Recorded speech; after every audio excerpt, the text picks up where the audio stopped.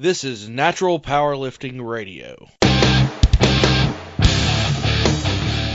You're listening to Iron Boy Talk, a drug-free strength and powerlifting podcast with Keith Payne and Rob Wess. Hello everyone, this is IBP Talk. We've got a great episode for you today.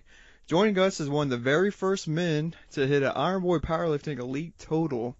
He still owns the largest raw total in the Federation at 2,000 pounds. He also holds the largest raw squat at 800 pounds. It's my honor to introduce North Carolina Powerlifting and Strength Sports Hall of Famer Michael Neal. How are you doing today? I'm good. How you doing, Mike? Hey, how are you? All right, man. Well, I guess we're going to talk about a little powerlifting. What do you think? Okay. Let's talk about your lifts. Tell me what kind of records you have in North Carolina and world records and whatnot. I think I still have some USAPL state masters records. I think I may have the open total record still. I'm not positive. I'd have to look. I know I had it not too long ago. And I've still got some IBP records. I think raw and equipped. Yeah. In the heavy class. I had the squat record with USAPL, and then to change the weight classes, and a lighter guy actually bumped me out. Wow. Well, that's not good. No. You have to go back and get that one. Yeah, I don't think so. Yeah, just to review your records, your raw records, I got them here in front of me as far as IBP is concerned.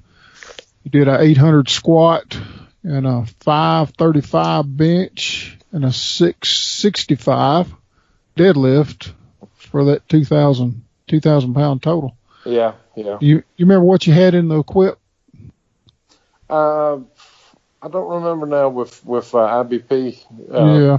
If I had the equipped, I know my best equipped squat was 837, but that was several years before I did the 800 raw.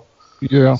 So I'm not sure what I could have. I wish I had at that time got back into equipment, but I didn't. Yeah. So I did a 700 deadlift once at a meet that got white lights, but it was probably kind of borderline, but they passed.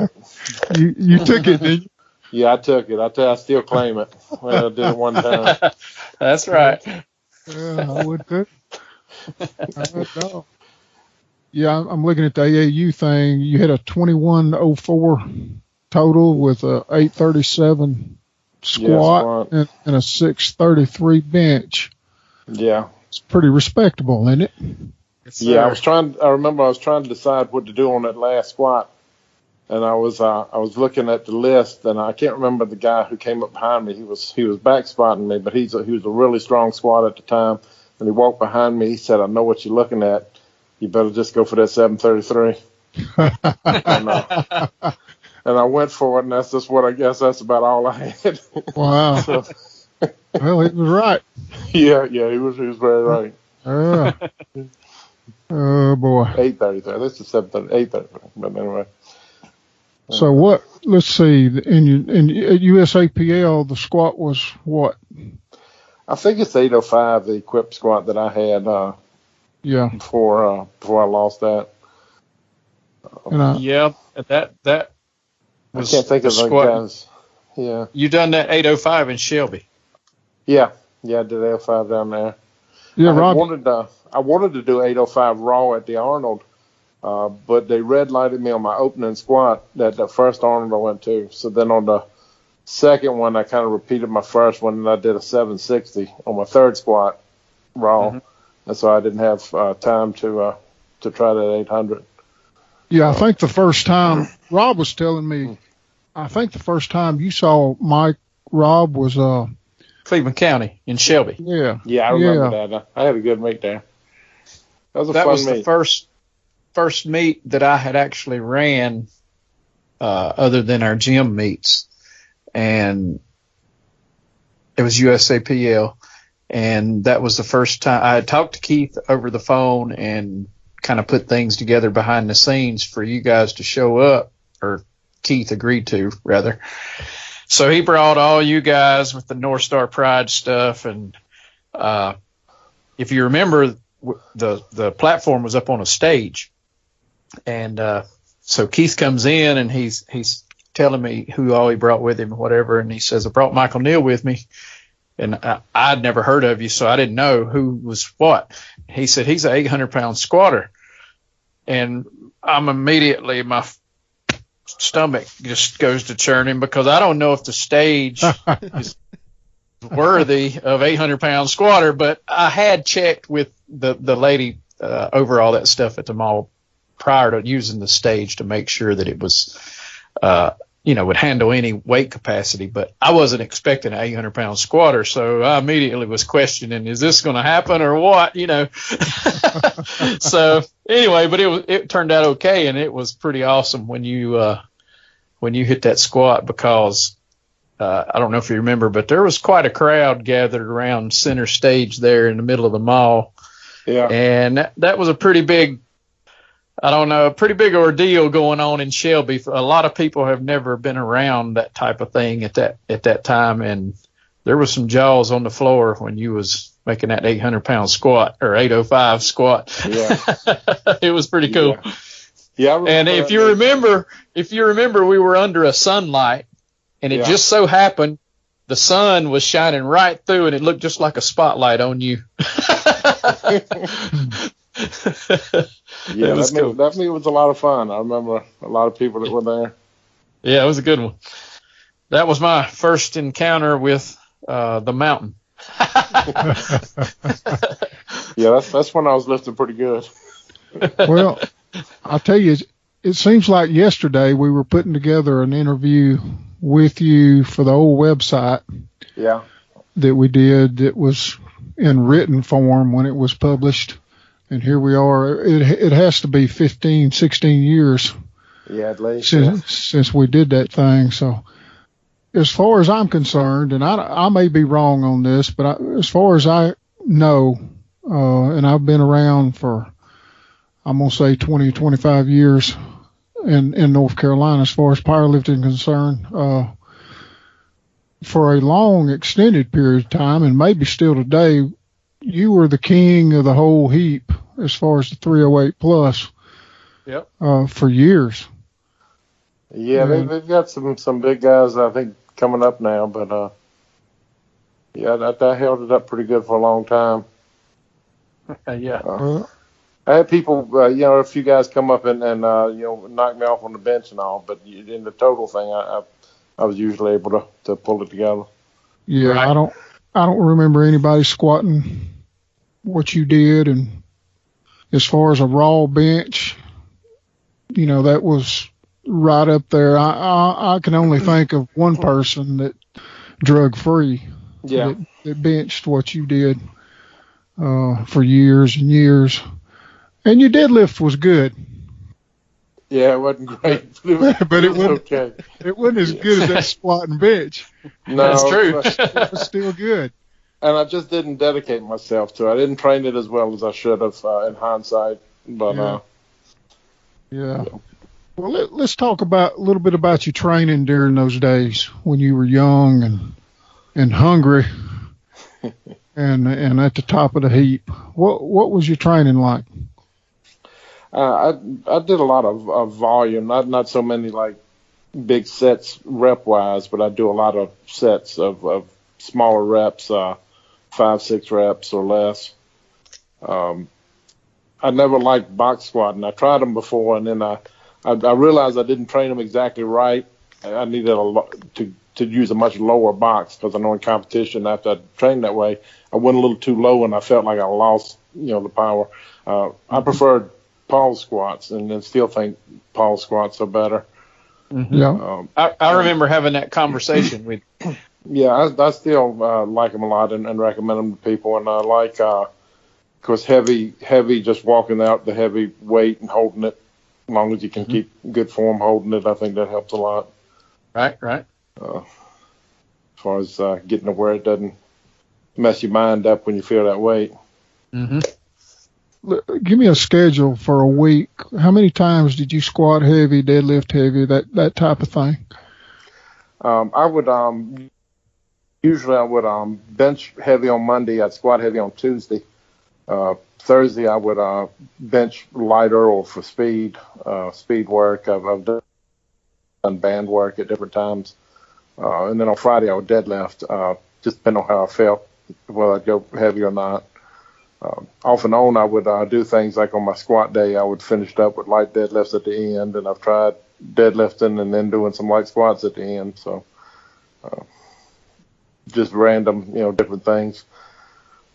Just like I said, I never felt like I trained my deadlift as well as I should. When I pulled that messy looking 700, I was training with some guys in Durham that were kind of pushing me, and we were training regular, and they were a little lighter than me, but they were deadlifting, pretty serious. So I was in there deadlifting with them, and I think any kind of training, it's just the consistency and watching your technique and your form and trying to push yourself a little extra each workout. Right. If I remember right, you didn't use a belt. I didn't use it for deadlift because it just seemed occasionally I would. When I was a little lighter, it felt good, but when I was heavier, I just didn't feel comfortable with the belt. So I didn't use it as much as I probably should have. If I was a little lighter, I could wear it and it didn't feel bad. I always squatted with one, but just didn't care for the deadlift. Yeah. It could have been something passed on from my father. My father didn't deadlift with a belt. He said he didn't like it and it pinched him, so it could have just been something put in my head by him. Yeah, let's talk about your daddy a little bit, because he was on top during his day too. Yeah, he lifted in the late 60s, early 70s, and back then, there was no equipment, so he'd gotten up to a 680 squat, 740 deadlift, and a 460 bench in competition. Wow. And a little more in the gym, but that's what he had done in competitions. Yeah. So, he was a heavyweight. What weight class was he? Yeah, he was a heavyweight. He didn't carry as much fat as I did. Dad was about, in his prime, he was between 6'3" and 6'4", and he got up to into the 290s. Yeah, he was just solid and kind of looked more like a bodybuilder. He was a big man. Yeah, he was a big guy. And he was a really good athlete all through high school and everything, and then he went in the Army, and then he got into weightlifting and blew up really fast. So wow. Yeah. So the moral of that story is you got it.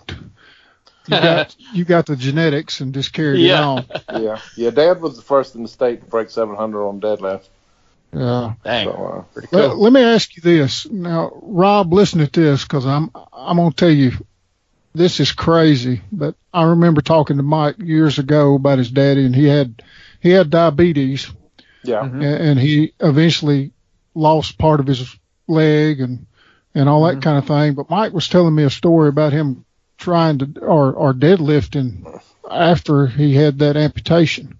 Yeah. Mike was talking about that in a meet one time, but go ahead and tell it. That is pretty cool. Yeah, I had just started training pretty much, and he'd come in where I was training. I was training with a bunch of guys, some guys that he had trained with years before.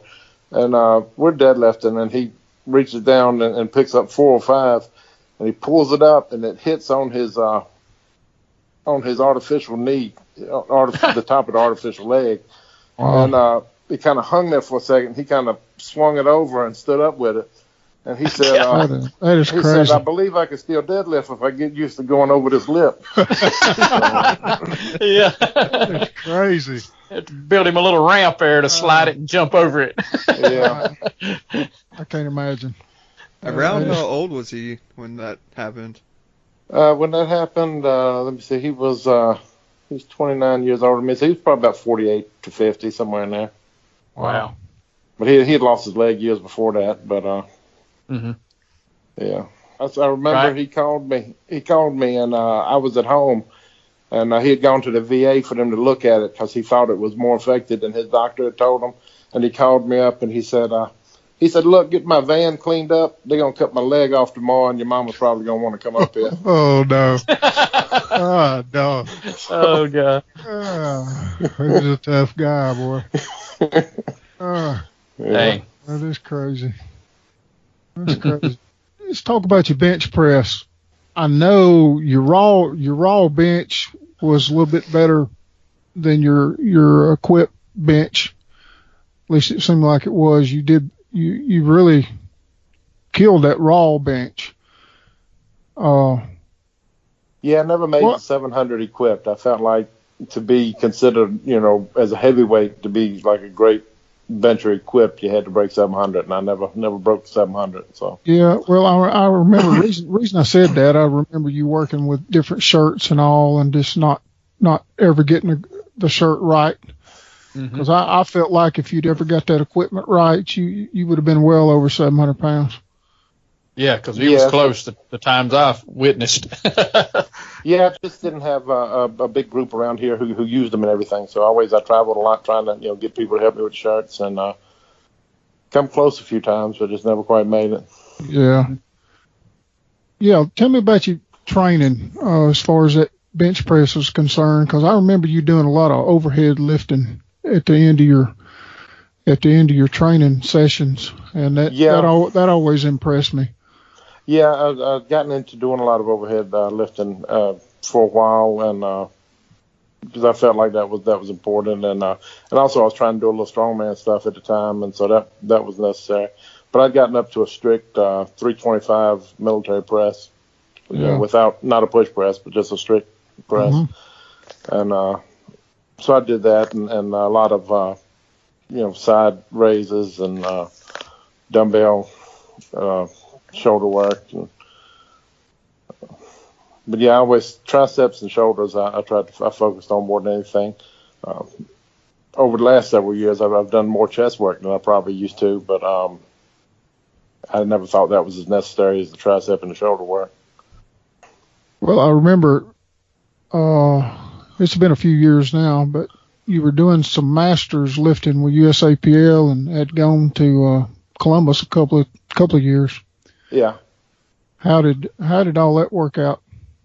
Columbus was fun meets. I wound up going, I think, 4 times, and I won the heavyweight each time I went. I missed 1 year because it may have been 3, but I think it was 3 times I went.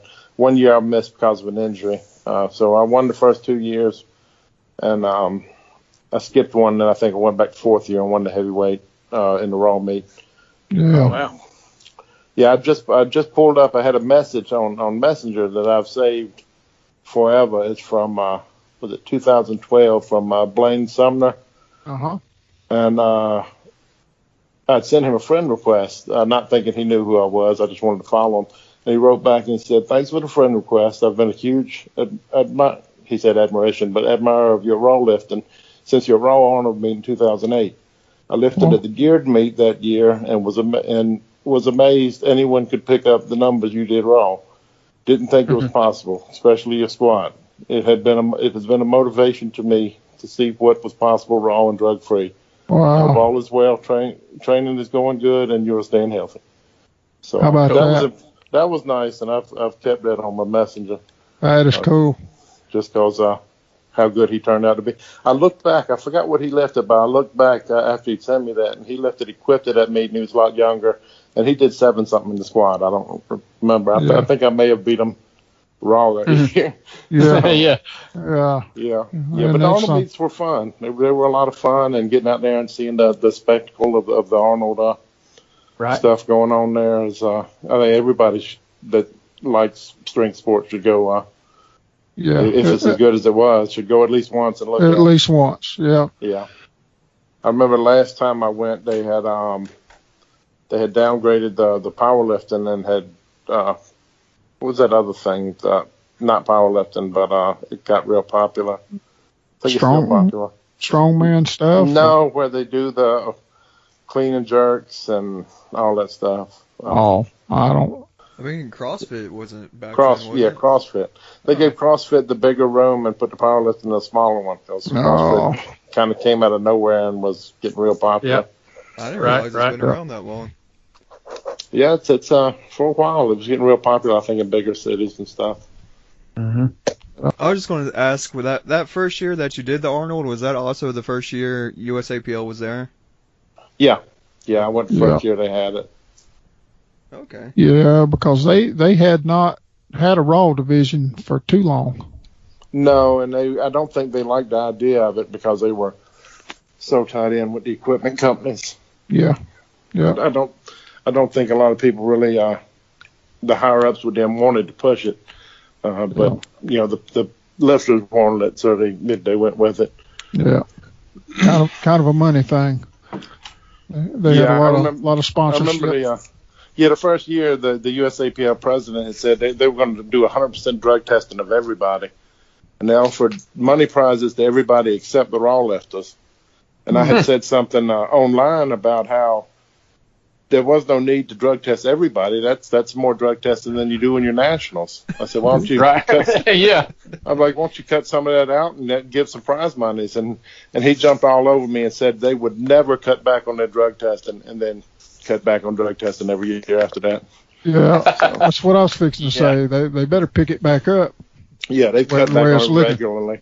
Yeah. And then I remember them testing me at a bench national. The only meet I think I ever bombed out of, I hurt my shoulder a little bit lifting.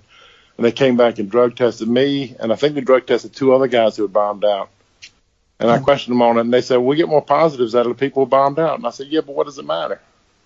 Yeah, nobody's setting any records or anything because they bombed out. That makes 0 sense. No, I didn't think it made sense either. Well, see, if you hadn't to talk so much, they wouldn't have tested you though. It may have been that, yeah. You reckon? I'm just joking. Yeah, it could have been something like that. All right, let's switch gears and talk about strongman stuff. Yeah, I tried that for a little while and enjoyed it. Only won one. I placed in several, came in second or third. I did one in Tennessee, one or two in North Carolina, and probably 4 or 5 in Virginia.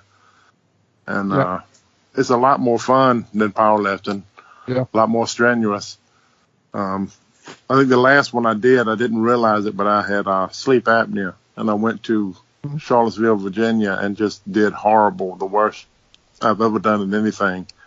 And to the point I even had no motivation. One event, it's like I wasn't going to win anything. I got to the event, and instead of trying to see what I could do, I was like, just get me. Yeah. So I knew something was wrong, and I wound up going to the doctor and found out I had sleep apnea, and I wasn't sleeping, and I wasn't getting any energy. And but then I just never got back into the strongman stuff. Yeah, I remember seeing you a couple of times at Virginia Beach. Yeah. I don't remember what that thing was called. East Coast something or another, maybe. Yeah, East Coast Strongman Championship something. Yeah. What was your favorite event when you were doing that? I love the truck pulls. Truck pulls are good for big people. Yeah. It's a lot easier. The stones were always hard for me because they're easier if you don't have as much of a gut because you can get more of your arms wrapped around them.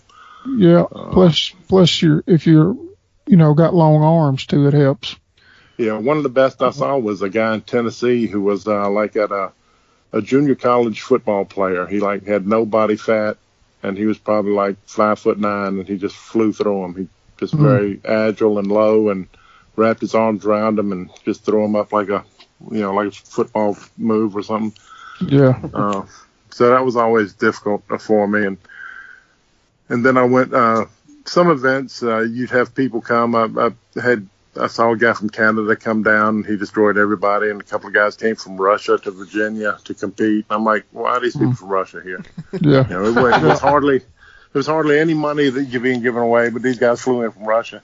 Yeah. Right. Yeah. So, and they knew little tricks. Like they had one, the crucifix hold, where you had to hold 35 pounds in each hand straight out for as long as you can. Yeah. I'd practiced that a lot and gotten good at it. So I wound up coming in third. The 2 guys from Russia, they started doing it.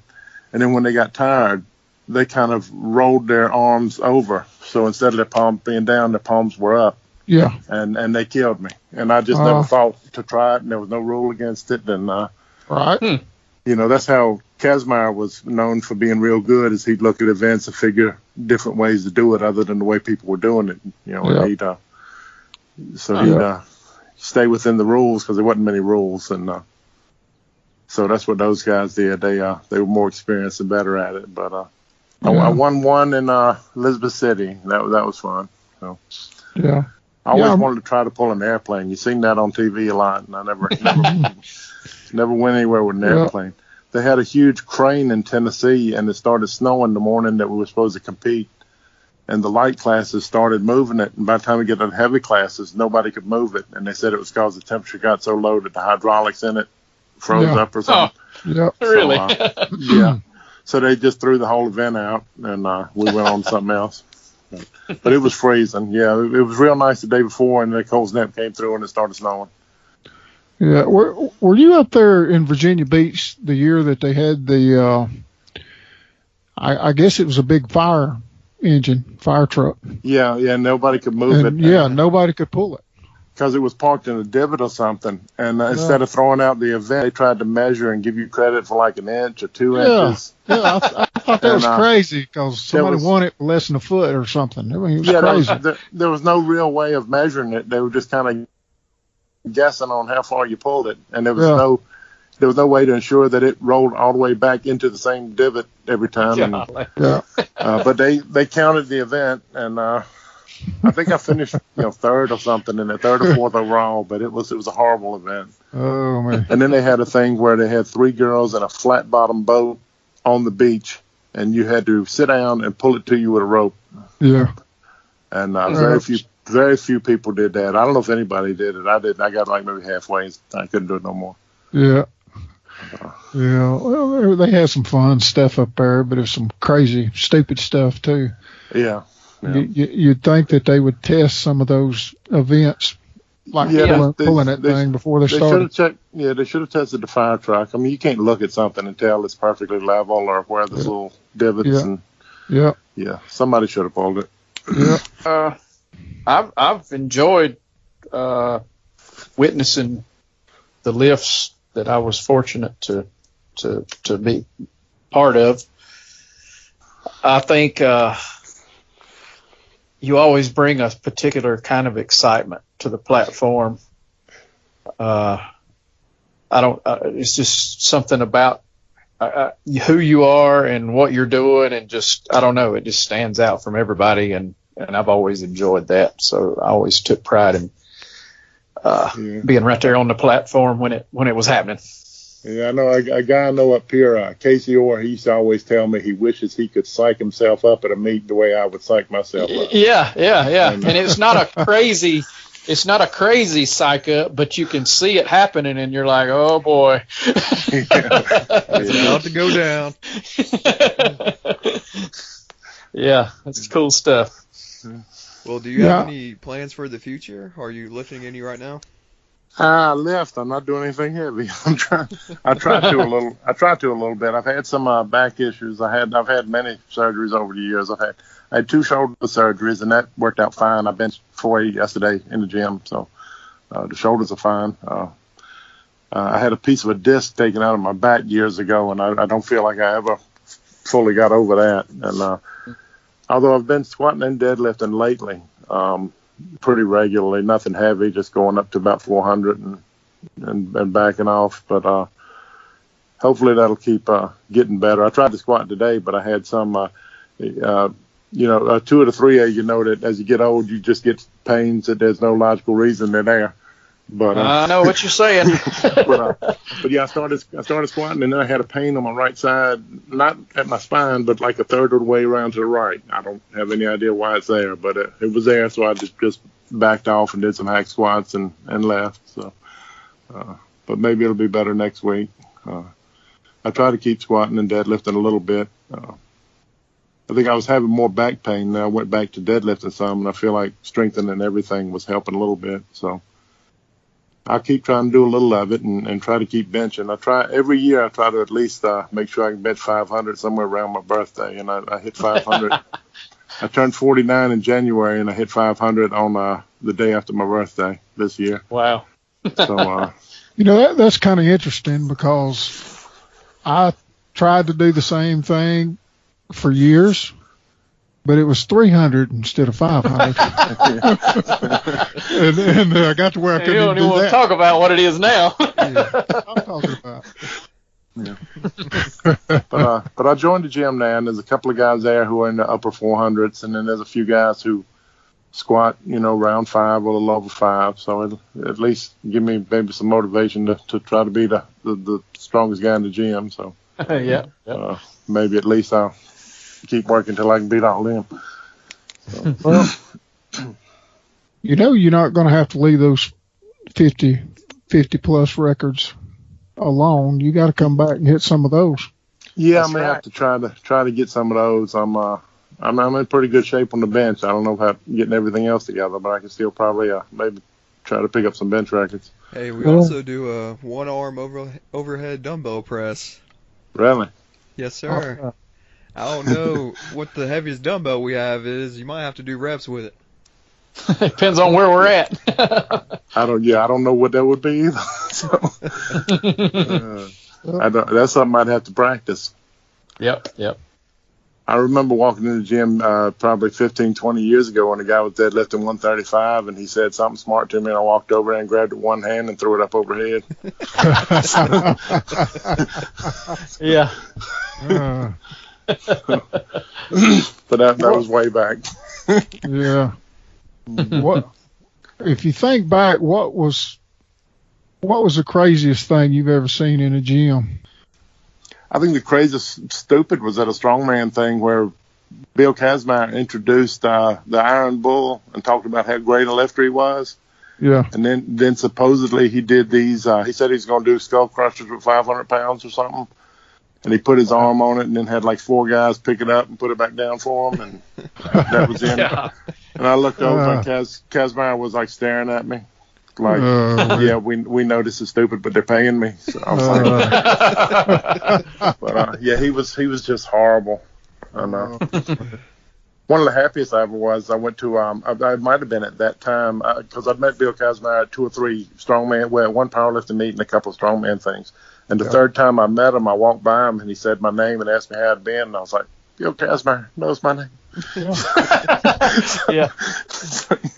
But, yeah, that was kind of a little starstruck for a second. I tried to play it off. But, Right. That's cool. I know years ago, one guy at the gym I was at, one little high school kid, he put a lot of weight on a bar. I forgot 400 or 500, which was way too much for him. And he was going to deadlift it. And everybody in there knew he couldn't deadlift it. And he got all set up for it. And then he asked if a couple of us could get on the side and give him a lift off with it. Are you? On a deadlift. And everybody just kind of stared at him and nobody would help him. And then he wound up leaving. Oh, Mark. So What the heck? I'm not sure what kind of training he was doing, but he seemed serious. No. I remember Kazmaier. I remember watching him, do his little routines before strongman contest and all. And Yeah. I think that event we were talking about at Virginia Beach just a few minutes ago, he got out there at some point and was rolling up skillets. Yeah. He rolled the metal skillets up. Yeah. He's still unbelievably strong in his hands, at a late age. Yeah, he took a penny, not a penny. He took a nail and slammed it in his hand and slammed it through a 2x4. Yeah.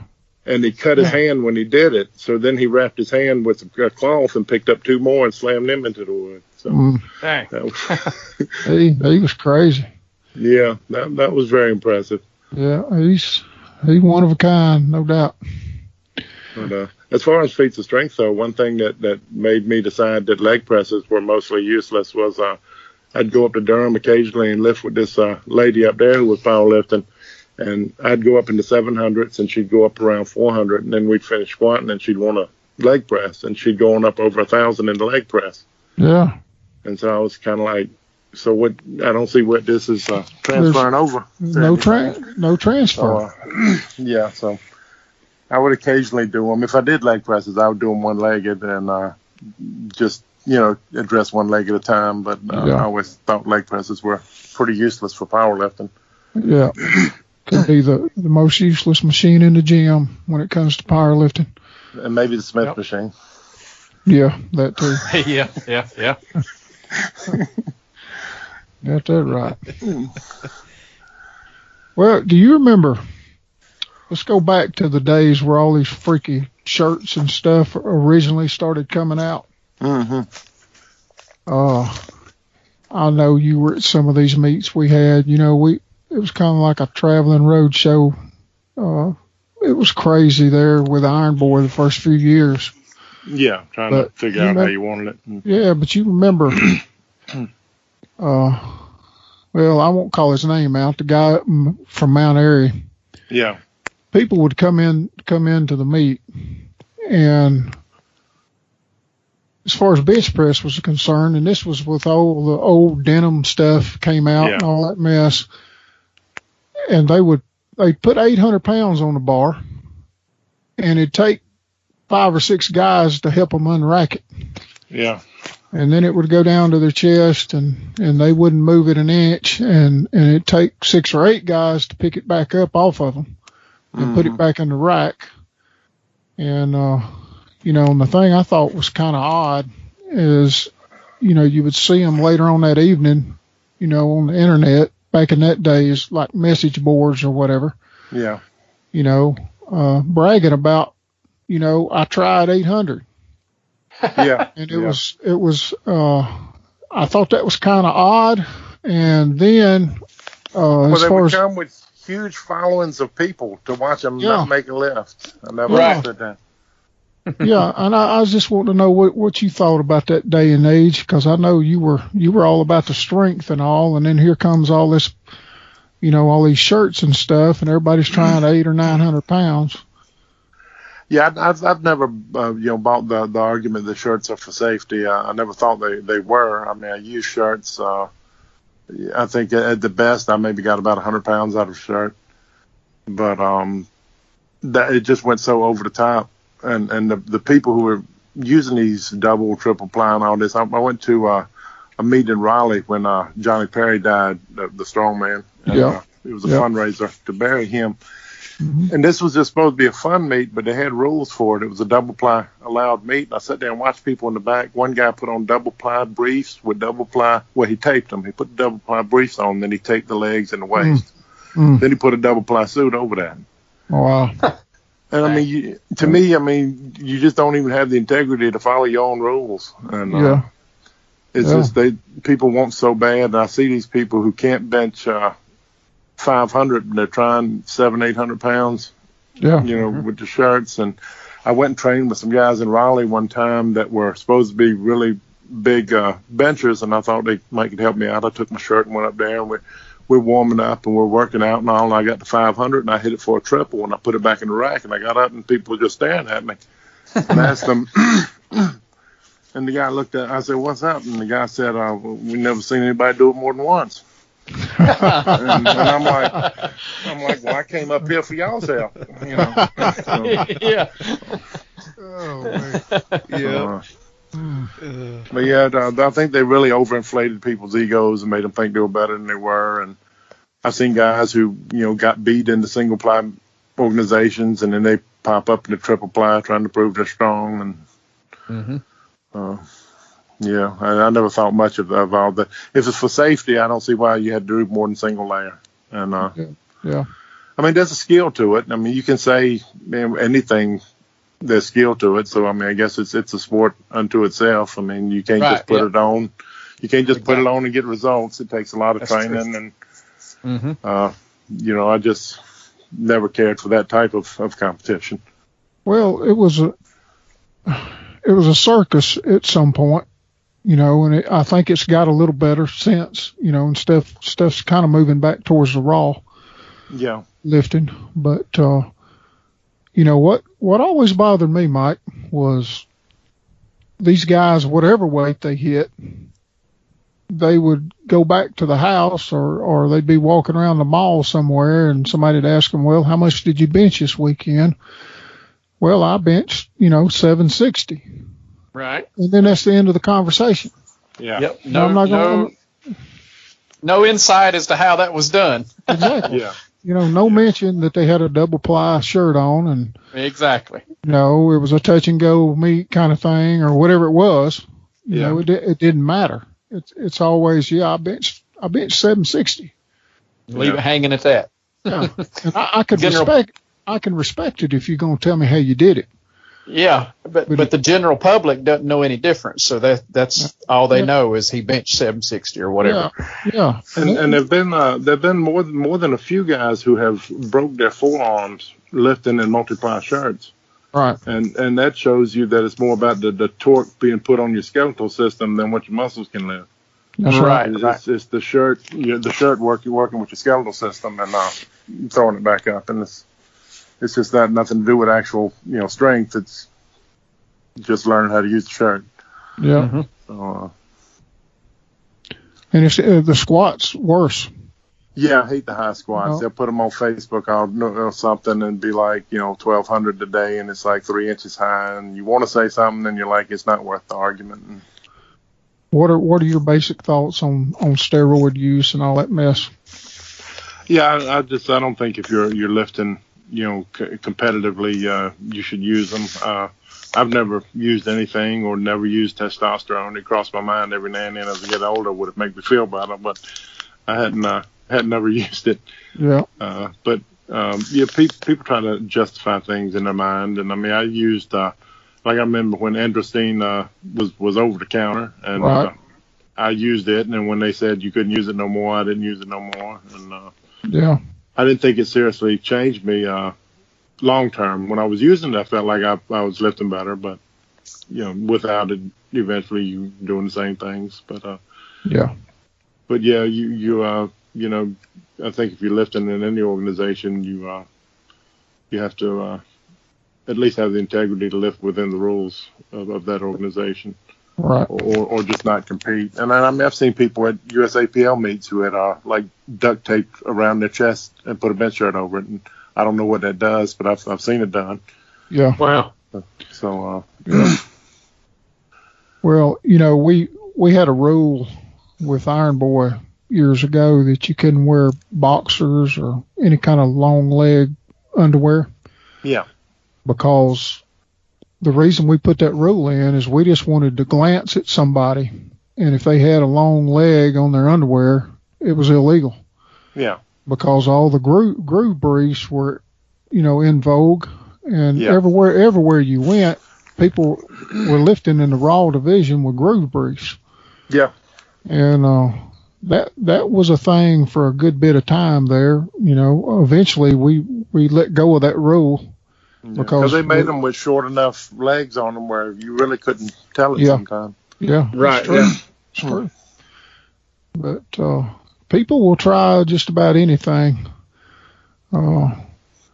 You've probably seen more of this stuff than I have, being around your dad and stuff. But people talking about putting tennis balls behind their knees, and Yeah, my dad had said that had happened. He's seen people did that years ago. And one thing I do think they should allow that, no, I don't think nobody does, but in Masters, if you're 60 and you lift enough, you could take the records for the 40s, the 50s, the 60s, and all that. yeah, I've never understood why a 220 lifter can't take the super heavyweight record if he can do enough weight. yeah, I think if you're lighter, you should be able to take the heavier record. But yeah. that probably would have hurt me a few times. But Yeah, well, but that kind of destroys the weight class thing. And yeah, it does. And to be honest with you, the weight class thing is and I don't want to try to hurt anybody's feelings, but it's put in, for the lighter folks. Yeah, yeah, And if you turn around and let that, let them break heavier records, then what that leads to in my mind is let's have one weight class. It's open, just like, every other division. Yeah. But I don't know. But I hear what you're saying. I mean, that person should be rewarded for what they can do. yeah. Because if you're heavier, substantially heavier, you should be able to beat that guy. I mean, Yeah. Right. Yeah. Mm-hmm. Yeah, because there's some 181 and 198 pullers out there that can light it up. Yeah, Dad went and judged a meet at Camp Lejeune one time, way when I was a kid almost. And this kid who was, I think he was in the 181s or maybe 198s, and he was a Marine, and he pulled a 700 with the worst form possible, but just had incredible power, no body fat, just pure muscle. And it's some freaks out there you run into, and there's a friend of mine up here who lifts huge amounts of weight in the gym, but just would never compete. Yeah. never had any interest. I've asked him many times, why don't you compete? And he just says, no. Well, that makes me think of that area up there that you grew up in and live up around Henderson or whatever. Tell me about some of those guys up there that you've been around through the years. That was a hotbed for powerlifting for a long time, wasn't it? It was for a long time, and then it kind of died down pretty much when everything else kind of went away from powerlifting and went to just benching. And the powerlifters kind of died out. And my dad owned a gym up there for a long time. He bought it from another guy, and then he sold it out to somebody else. And he kept a lot of the equipment, but yeah, they had teams, and at one point there were several powerlifting teams in the county. I remember the little mall. It ain't much of a mall. Actually, now it's a school.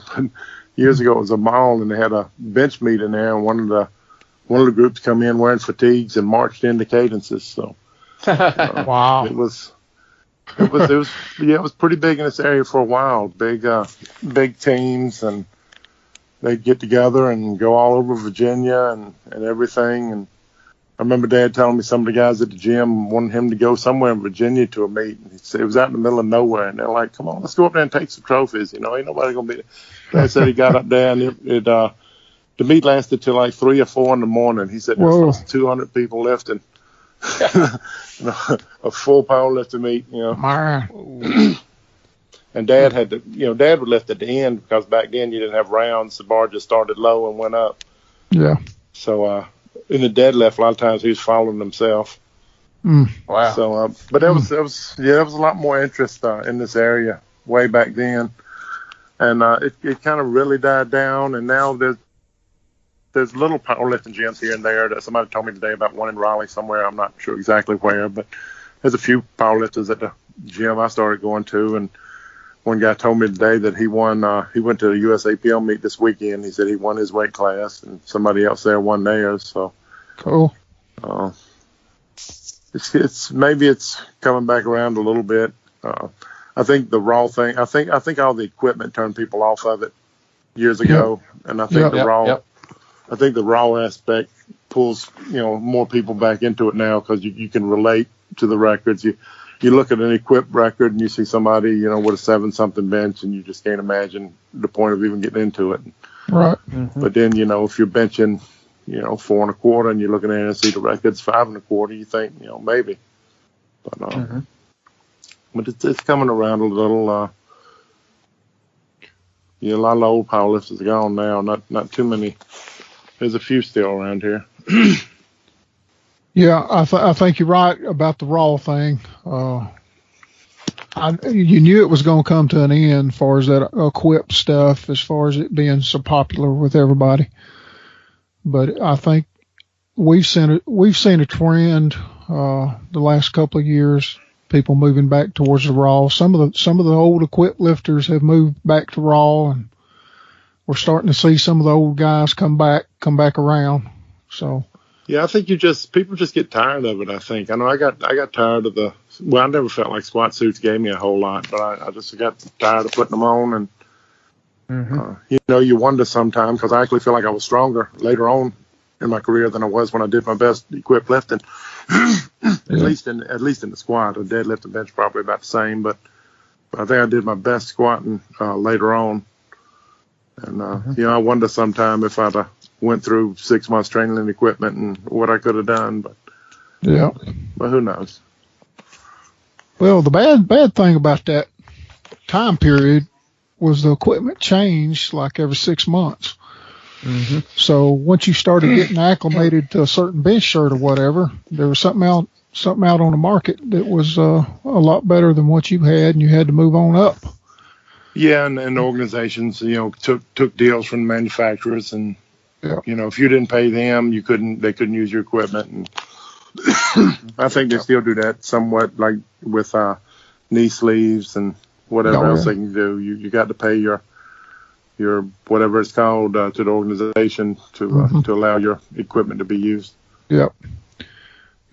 Still a lot of that going on. I remember I used to deadlift in scuba diving shoes. Yeah. And one of the judges at the USAPL meet wouldn't let me use them because their rules said it had to be an indoor sports shoe. And he was an older powerlifter from way back, and he was arguing with me, and he told me that I couldn't use them because it wasn't an indoor sports shoe. I said, well, it's a sports shoe. He said, it's not indoor. I said, I learned in a YMCA pool. There you go. But he didn't agree, and I had to wear something else. Yeah. So. Yeah, that was your shoe of choice as far as they were goes. flat and tight, and I thought they were great. But yeah, I remember that. They look kind of crazy, but they looked weird. Served the purpose. Yeah. What about squatting as far as shoes goes? I forget the company now, but those standard kind of squat shoes, they got the little straps that go across them, and I got the heel. Mm-hmm. For years, I lifted in boots, and those were good. But then I ran into the same thing, like with USAPL, saying it had to be a lifting shoe or an athletic shoe. So then I went to those actual squatting shoes, and I like them fine. They hold up well, and they were comfortable. So yeah. But yeah, like that, it was all about making sure you use the equipment of their authorized companies or whatever. So yeah. Yeah, I remember taking Timothy to a contest with a certain organization, and I told his mother to pack up two sets of lifting apparel because I don't know what they're going to allow and what they're not. Yeah. And he's like 12 years old, and so I'm not going to call her name out or the organization, but you'll remember her. She was the head judge. You were there that day, I think. Yeah. Anyway, she was the head judge, and she was kind of dogmatic about, the rules and all. So the first T-shirt that we had was not legal. Socks that he had was not legal. The underwear he had was not legal. Yeah. And we're talking a 12-year-old now. Yeah. And then they got him back there. And they strip everybody down to their underwear or whatever.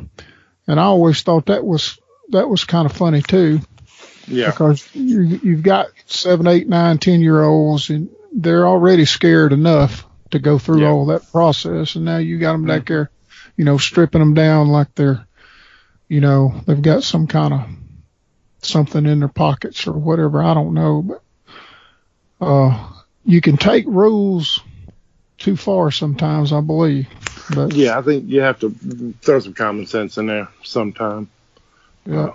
You did make me think one time when I was like a child, I remember my dad was judging a big meet. It might have been in Tennessee or somewhere, but they didn't have a lot of women left there. Pretty much none at that time, at least at that meet. And there was nobody in one of the light classes. The classes used to go all the way down to like the 98, sort of 10-something, and I forgot what it was. Yeah. So they didn't have anybody in this class. So this guy's wife wanted to lift. And they told her she'd have to pay and get weighed in. And they were like, who's going to weigh in? Dad's like, I will. And then some woman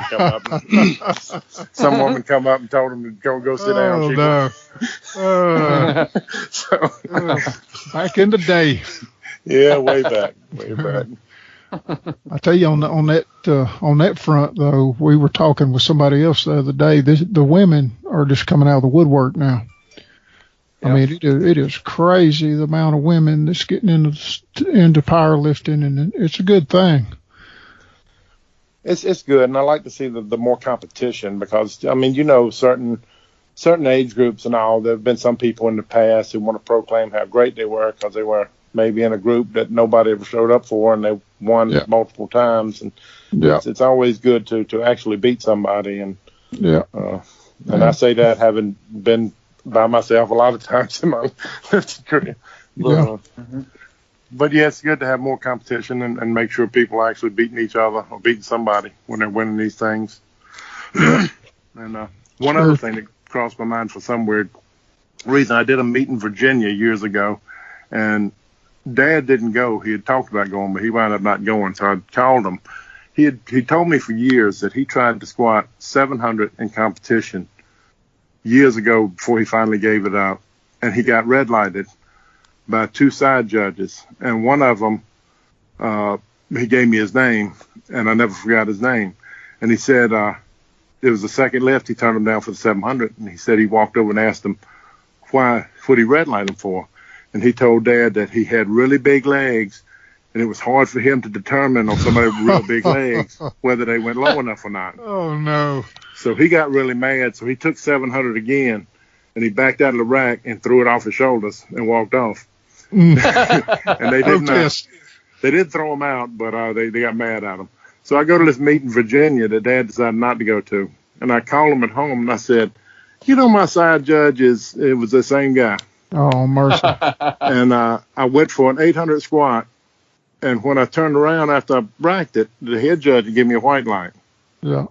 And it was him, and the other side judge was some teenager who was looking at him. He flipped it to red, and the other side judge flipped it to red. Oh, no. And so I walked over to him and asked him what he got me for. And because I hadn't talked to him before that, and he goes, well, you got really big legs. Oh, you're kidding. It's hard for me to tell on people with big legs whether they go low or not. You're kidding. I called Dad. He wanted to come to Virginia and fight him, but that's a lame excuse for a judge. Yeah, I always thought it was a weird connection that happened to both of us from the same guy. True. Probably 30 years apart. It's amazing. Right. And he hadn't changed his perspective on judging at all either. No, he's exactly the same guy at all. Erring on the side of just redlining it. Yeah. Yeah, I always felt like if you wasn't sure it was bad, you probably ought to just give it a good lift. I agree. That's we've got it written. Yeah, you ought to be able to tell somebody what they missed it for. That's right. Mm-hmm. Yeah. Exactly. And not say, well, I just didn't feel like. That's right. So. Well, it's hard to judge a guy with big legs. But, it is. But your point is the very thing that just upsets me when I see it all over the place. If you're not sure, it goes to the lifter. Yeah. Period. Yeah. Right. You don't even have to think about it. Because they didn't do anything wrong just because you don't know. Yeah. That's right. That's right. Or, I've seen people, and I've heard this by judges, especially with a squat. They'll red light somebody, and then somebody will walk over there and ask why. Well, I couldn't see very well. Mm-hmm. Yeah, I didn't see it very well. And we've talked about this on previous podcasts. Mm-hmm. Most organizations, the judges will sit in a chair, straight up, erect in a chair, and never move a muscle all day long. Right. Yeah. And they can't see, they can't see anybody's butt coming off the bench. In the squat especially, you have, spotters that will get in your way from time to time. Mm-hmm. You've got to move sometimes to be able to see what you're looking at. Yeah. Right. And that's in the best interest of the lifter, so you can give them the best call you can. Yeah. And I lost a national championship in the bench once because I only made my first lift, and there was only one guy who really could beat me, and he missed all his lifts. He got 2 red lights on his first one and second one, and totally missed his third one. But he locked out the lifts on the first and second one, but he benched down to his belly.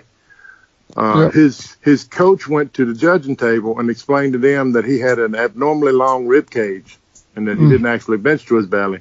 Yeah. And the judging desk overturned it and gave him the national championship with no lifts made. I was there. Gave him credit. I was there. It was in Charlotte, and I know exactly who you're talking about. He's from Virginia. Gave him credit for his opening lift, and that was enough to win the championship. He bombed out of the world, so that was something. Well, and see, that's another thing I don't understand is, and a lot of organizations have this too, is they have a jury that is sitting off the platform over to the side somewhere where they can't see anything. And I think, if I'm not mistaken, that's who they went to in this case, because it was a national meet. They went over to the jury and said what you said, and they overturned it. Yeah. And I think the jury should only be used, like if the judges turn somebody down for having the wrong shoes or something, then you go to the jury and they say, no, that's fine. And but as far as the actual performance of the lift, that should strictly be the 3 judges. Exactly. I agree. But People do things.